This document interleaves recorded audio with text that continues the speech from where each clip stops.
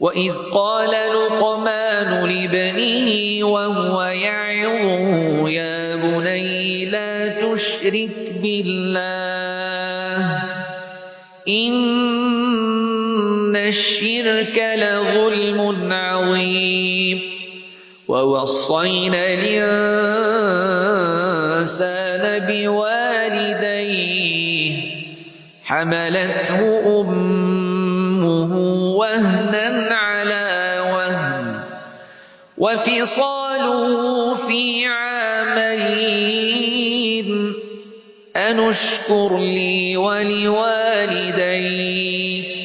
إلي المصير وإن جاهداك على أن تشرك بي ما ليس لك به علم فلا تطعهما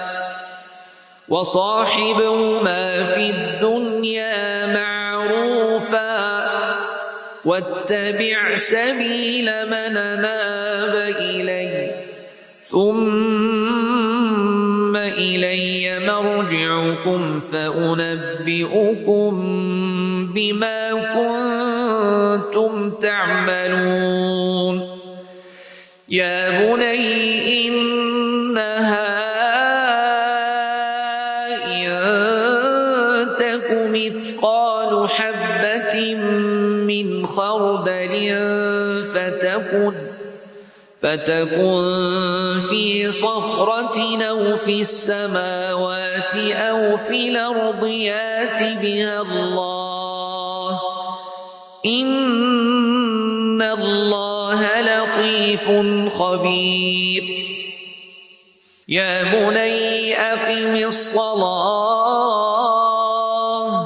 وأمر بالمعروف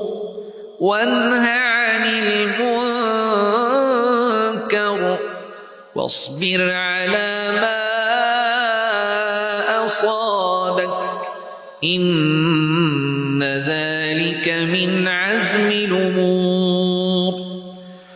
ولا تصاعر خدك للناس ولا تمش في الأرض مرحا إن الله لا يحب كل مختال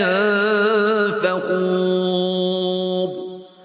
وقصد في مشيك واغضض من صوتك إن أنكر الأصوات لصوت الحمير